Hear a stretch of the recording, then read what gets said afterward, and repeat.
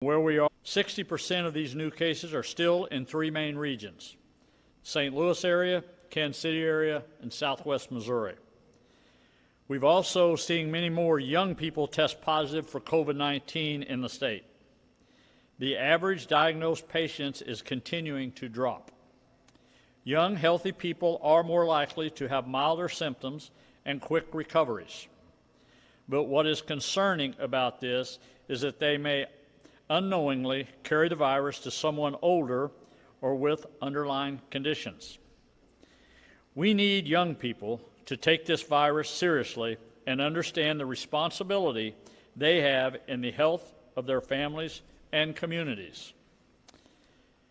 Statewide hospitals are most recently reporting 932 hospitalized patients. Although COVID-19 hospitalizations have been increasing lately, our statewide ICU resources remain below capacity.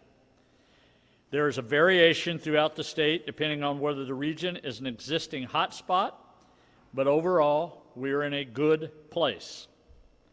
I want to remind Missourians that it is important to get the care you need and know that hospitals are safe and stand ready to serve.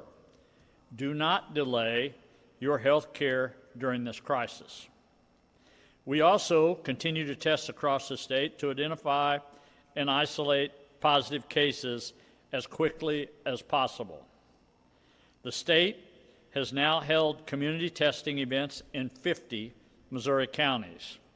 Yesterday, we began community testing in Jackson County, and a second round of community testing will take place in Southwest Missouri beginning July the 18th.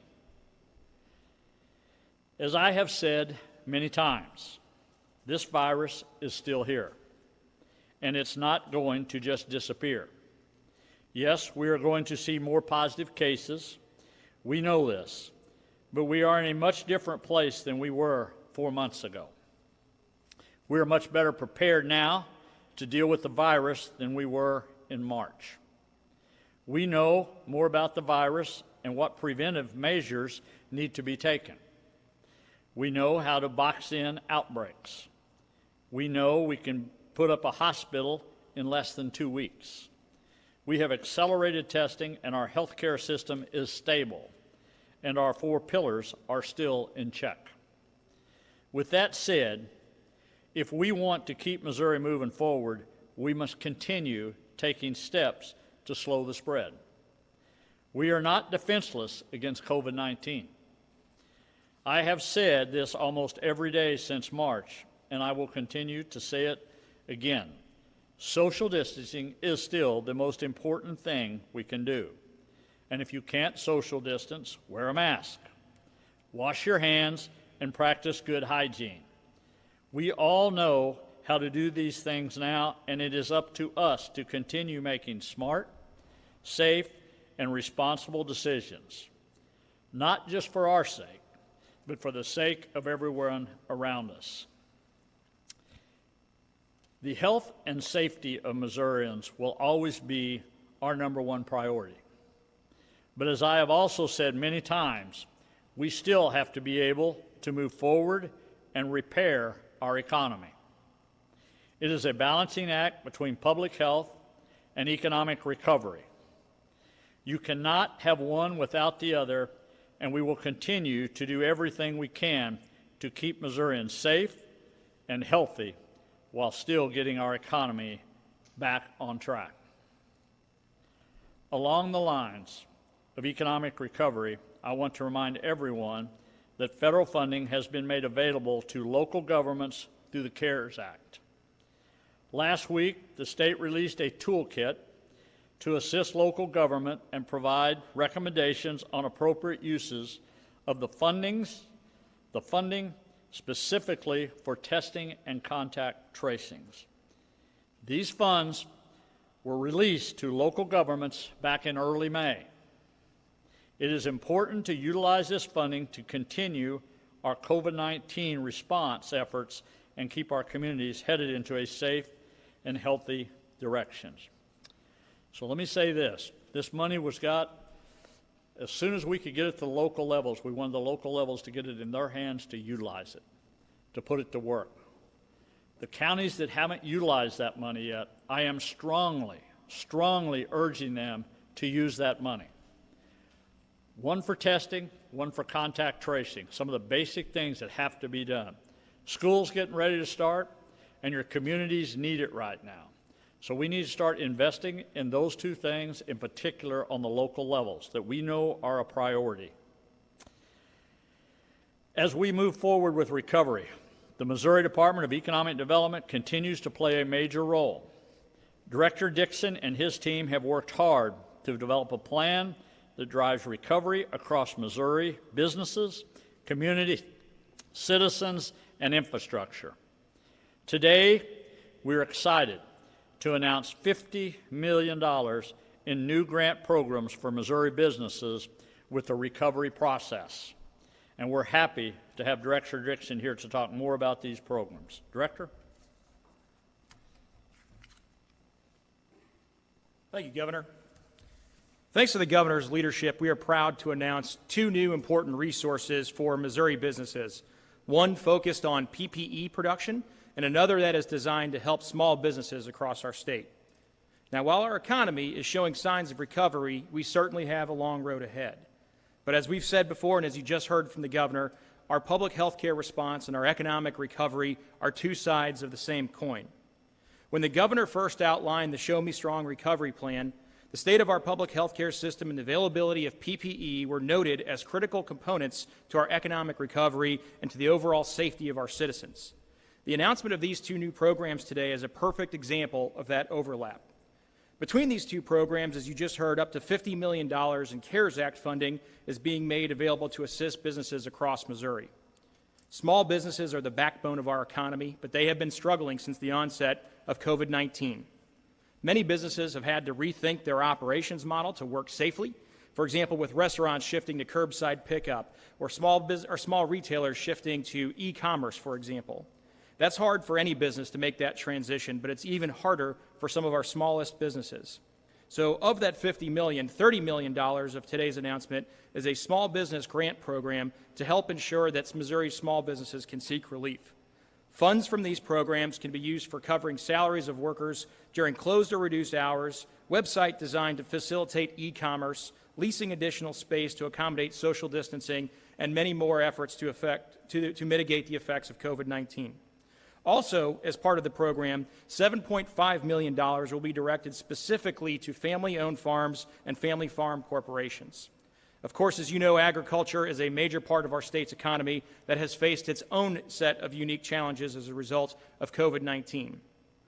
Missouri's businesses need to be set up for success in the wake of this virus, and they need to be prepared to help withstand other disasters in the future.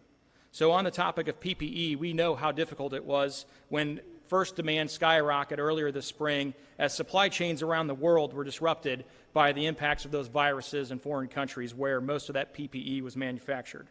And certainly now, in some cases, it still remains a challenge given the high demand as businesses in our public health care system begin to resume full operations. That's why we're allocating $20 million of the CARES Act funding to create a PPE retooling grant program. PPE supply is critical to our health care response and to the reopening of our economy. Now, the Governor has talked about this many times. We need to bring PPE manufacturing closer to home to make sure that we're not dependent on any other country for these vital products. So to those Missouri companies who've already begun making PPE, we thank you sincerely.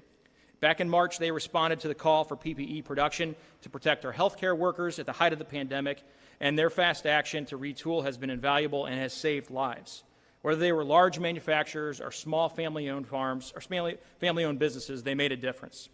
These companies rose to the challenge, making investments in their company and in their business to continue to produce, and our state will continue to have need for their services.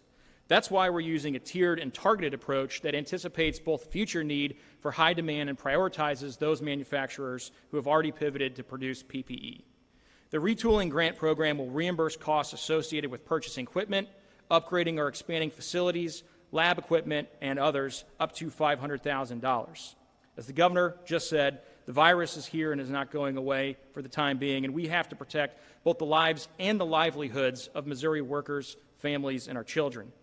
Now, Missouri has an opportunity to both expand our economy through the production of PPE while also providing for the safety of our citizens. Over the next week, of course, we'll be addressing additional issues related to our economic recovery. I know there will be plenty of questions and folks interested in the programs that we've announced today, and you can certainly find more guidelines and information about how to apply and how to access these resources online at showmestrong.mo.gov/business.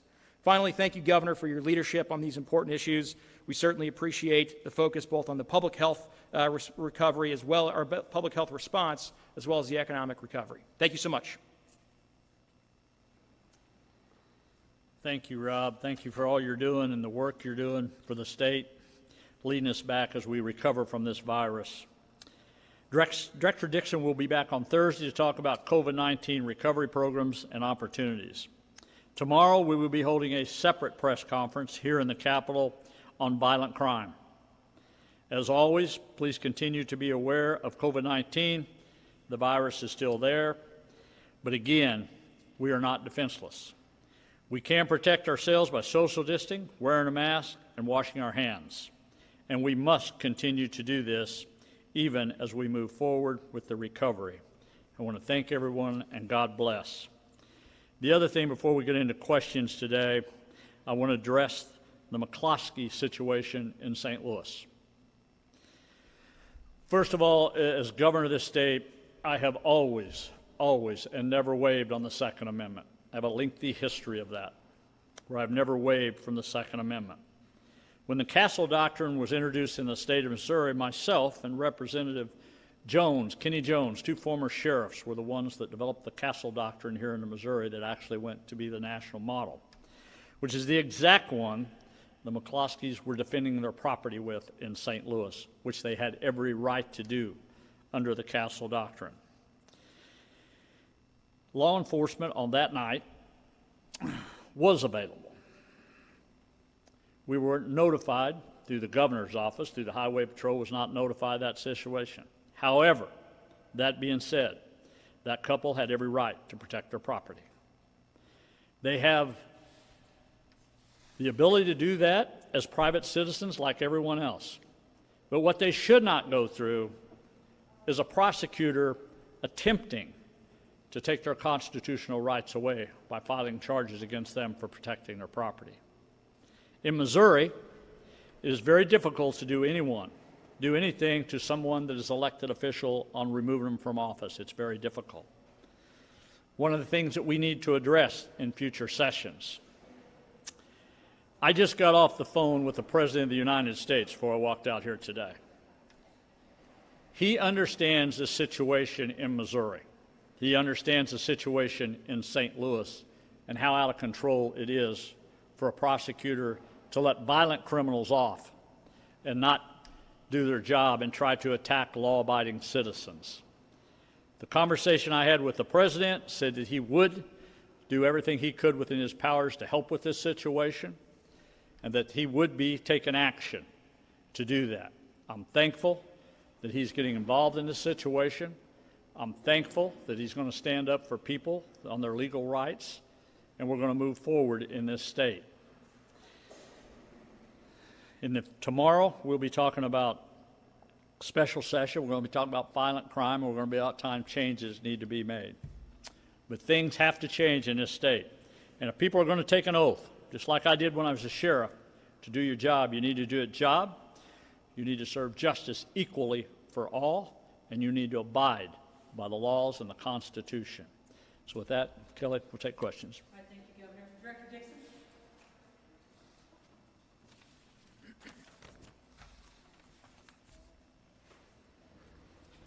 Brian? Yes, Director Dixon, thank you for your time. Brian. Good to see you. Two quick questions. Do you have any more information about the COVID apparent outbreak at the Wentzville GM plant? So that's my first question. And two, any idea on how many companies in the state of Missouri are producing PPE? Thanks. Thanks. On the second part of it, we've known that over 200 Missouri companies have retooled to produce PPE. It continues to change every single day.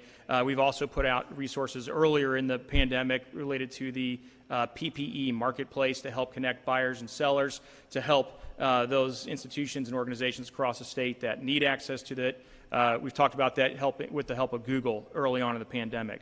As it relates to General Motors, Brian, I don't think that's exactly the situation on the ground there. There was not an outbreak in the facility or anything like that. But obviously, General Motors did announce a layoff earlier this week. And as we've talked, as I just talked just a couple of moments ago, the public health situation, the economic situation are inextricably linked, and this is exactly what we're talking about. Those folks that were laid off from that shift, they eliminated a third shift temporarily, is not because of a market condition, but it's about because of disruptions in their workforce due to COVID-19. And it's happening all around the world, it's happening all around the country, and obviously it's happening in our state as well. Now General Motors is one of the companies that have put in place stringent protections and protocols in place for their own workers, but obviously that's why the items that we were just talking about, you just heard from the governor related to social distancing, basic hygiene, following the advice of public health officials is so critically important because we are literally all in this together. I can also share we have been in conversations with the company earlier this week. They do not see any connection to this as it relates to the large investment, the nearly $1 billion historic investment that they started and that obviously the governor, the entire team worked with them on last year. We believe that is going to proceed. This is not connected to that, as I mentioned in particular. And we'll continue to work with the company and with all employers across the state as we as a state, as individual communities are dealing with the effects of this. Certainly, our heart goes out to those folks who are affected. There are teams that are available to provide assistance to them, and folks are responding as we speak. And so we're happy to work with them, and we do think, again, that this is a temporary situation. Okay. Thank you. Thank you, Director Dixon. Dr. Williams? Thank you, Kelly. I just want to expound on the governor's statement, which I greatly appreciate. As you saw the numbers today, would just remind you that over about the past 4 or 5 days, we've averaged about 500 cases. And remember, when you see a number like that, that's due to the fact that we now have 26 labs reporting at various times. So those 900 cases could have all been from 7 to 10 days before. But again, we follow the trend, and the trend is about 500 cases a day, which is an uptick from what we've seen previously. But as the governor said, we know so much more about the virus and its environment today than we did on March 7th when we had our first case. And we get up every day because we believe that knowledge, which is what science is all about, gives us power. And that power, the more we know about the virus, the more we know about the environment it thrives in, the more we're able to contain it. Let me give you some examples. What we've learned about this virus. I looked at it this afternoon. Half of our counties have had less than 30 cases. We have counties, Holt, Hickory come to mind, that have had 1 case.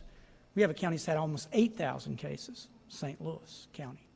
So we've learned about this virus that it's not a one-size-fit-all type of thing. That, as the governor said, when you look at Kansas City, when you look at the St. Louis area, now when you look at an outbreak in southwest Missouri, that's a very different experience than other parts of the state have experienced. And we've learned that, and we use that to help control it.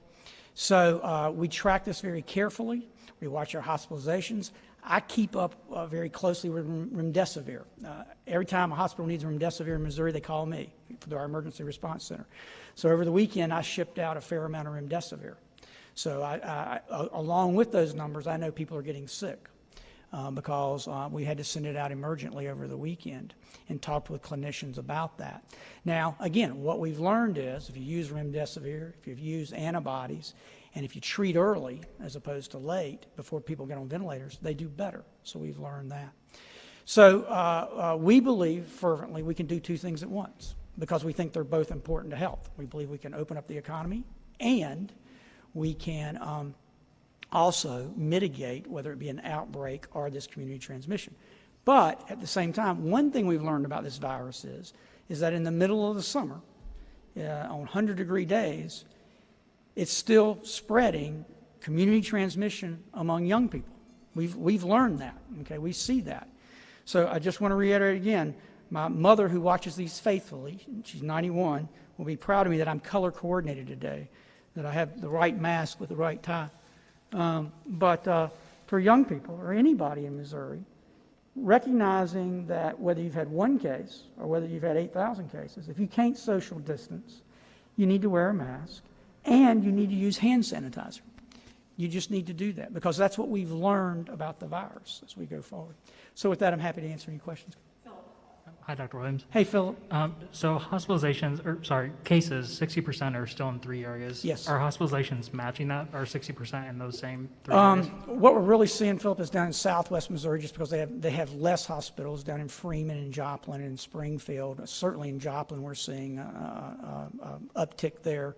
Kansas City, you're seeing more. St. Louis, interestingly, with an R0 right around 1, is holding its own at the time. But I know Mayor Cruson and Sam are concerned that as those cases go up, St. Louis again in the latest tranche of data led the number of cases. I think it was like 40%. So we share their concern. As I've said before, as that denominator goes up, we have to worry about the numerator. But we're not seeing that yet. But we also know it's a lagging indicator. So we take it very seriously and we watch it very seriously. And what's the usual trigger for hospitalization? Is it some difficulty breathing or is it more severe? It really is. 80% of people, as we've said, will just have, mild illness, but about 20% will have this progressive, they just can't breathe. It'll hurt, first of all, when they can't breathe, and then they'll feel short of breath, and then they'll finally just say, I've got to get to the hospital. So it's usually that difficulty breathing. It's not fever or headache. It's really the difficulty breathing that prompts them. Thank you. Hey, Hi, Connor. Dr. Williams. Kind of going off of hospitalizations, we've been seeing them kind of go up as the cases are going up. And we're kind of approaching the peak that we saw in May, I believe, Right. early May. Is that concerning, or when will that number be concerning for? Yeah. Connor, it's a great question because one thing, we were on a conference call this weekend with all the ID doctors, like we always do, the governor and I do. And one thing you're seeing is that there's been this backlog of cases, not COVID-19 cases, but people who didn't have surgery in March and April and May.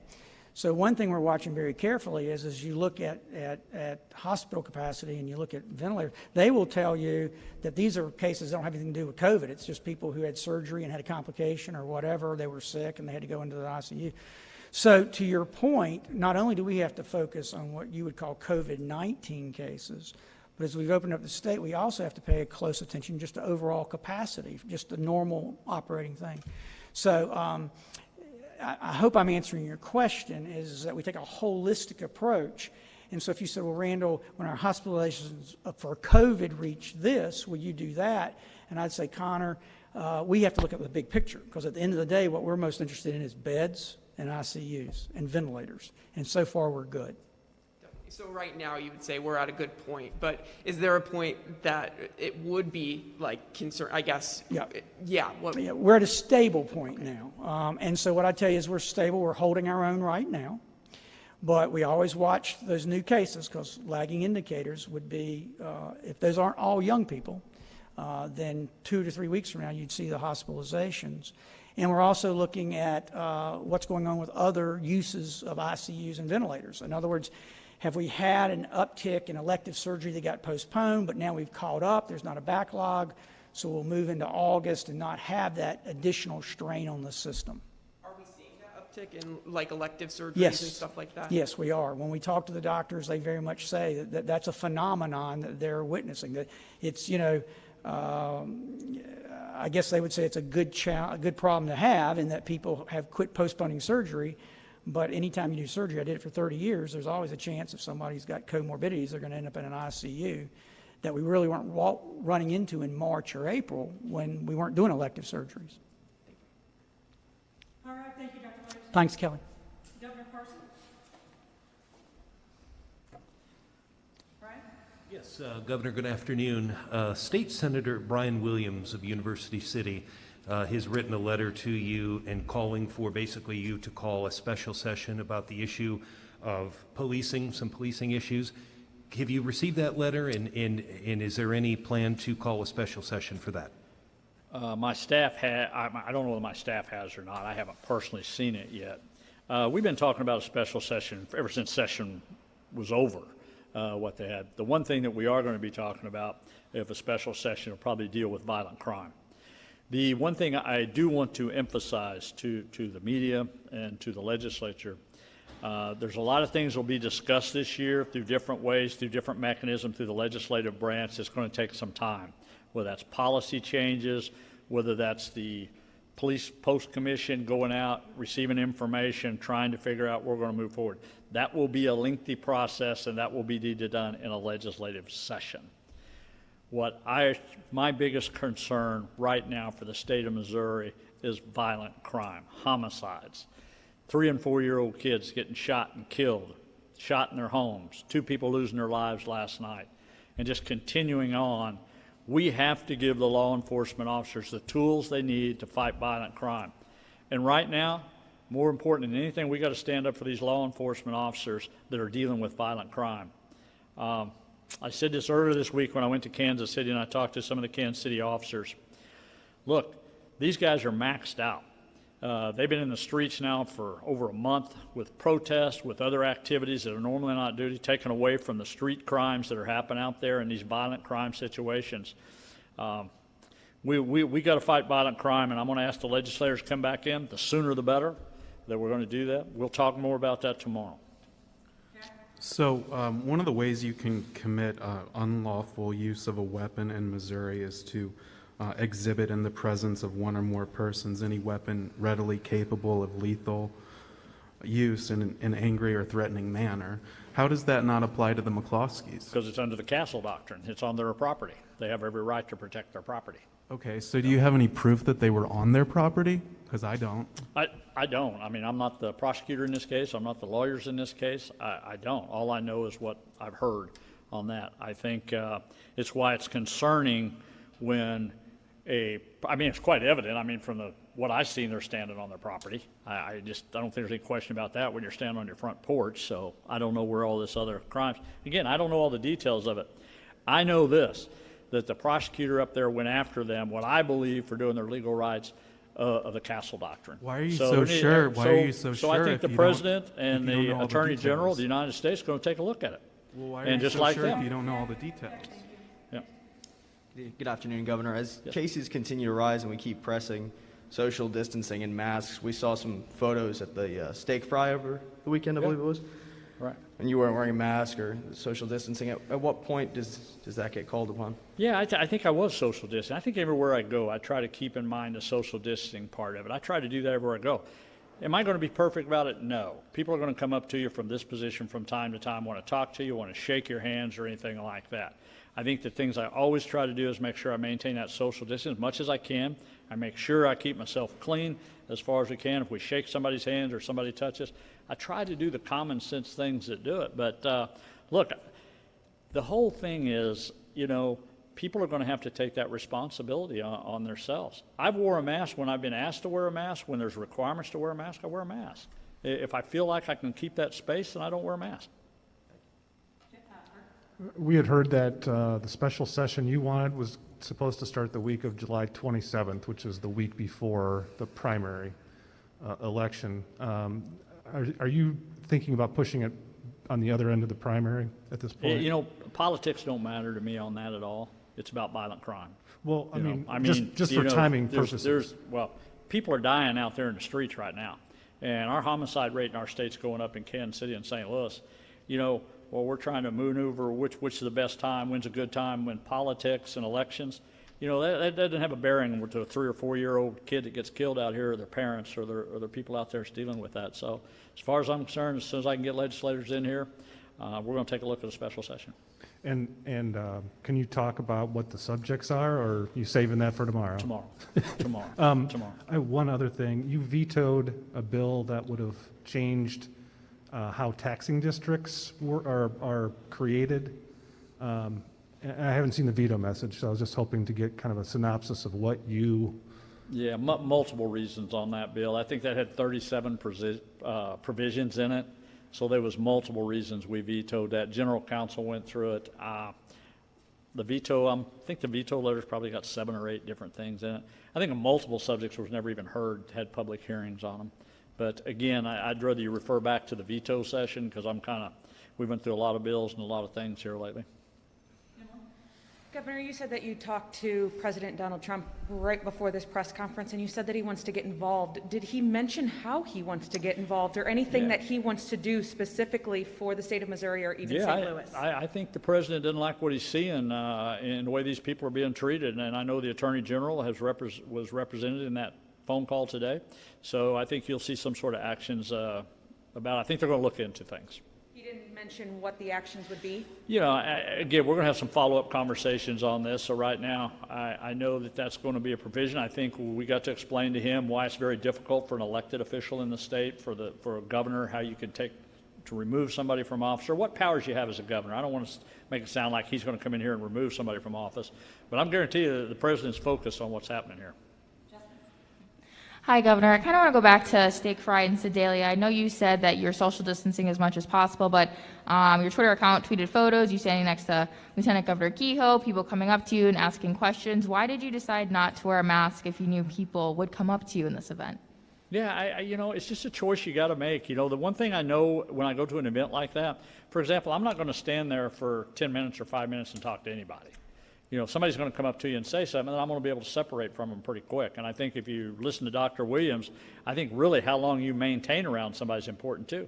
And then, kind of know which way their face is pointing. You learn things as you go out there, how to avoid those situations. And believe me, if something happens or if I feel like I get anything on me, we try to clean it up as soon as possible, whether that's going into a bathroom, whether that's hand cleaner with me. I mean, every one of my security details got cleanser with them. My staff does, so, I'm trying to do everything I can as governor to make sure, I'm protected when I go out there. But again, you can't go to every event as the governor of the state of Missouri and people stay 6 foot away. It just can't. You can recommend it, you try to do the best you can, and that's all I'm asking people to do. Do you think with your messaging today about wearing a mask if you can't social distance, do you think there are inconsistencies with your message today and maybe not wearing a mask over the weekend in some of these situations? You know what? I've been pretty clear the whole time on the mandating a mask, and I think that's what you're going to. I know this mask is a political hot-button issue now nationally and in the state. But again, I'm going to go back. If you feel comfortable wearing a mask, you need to wear a mask. By all means, do that. Like I said, I'm not out there in the thick of a crowd for any time whatsoever. I don't try to remove myself from it. So, I mean, we're well aware of the risk, too, and you have to take that action. No, I don't think it's confusing. I think every day I've been up here since, my gosh, March, I guess, sometime, and said, hey, if you want to wear a mask, wear a mask. But I'm just not going to mandate it statewide, and I think that's what it really comes down to is when everybody asks me on the political side of it, why don't you do that? Because, again, just let me clear it up. Missouri's totally different. There's still a lot of counties out there that didn't have problems whatsoever with COVID-19, so it's difficult to do that. Hi, Governor. Last year, I believe the House Democrats, maybe the Democrats in the Senate as well, were calling for a special session on violent crime, gun reform.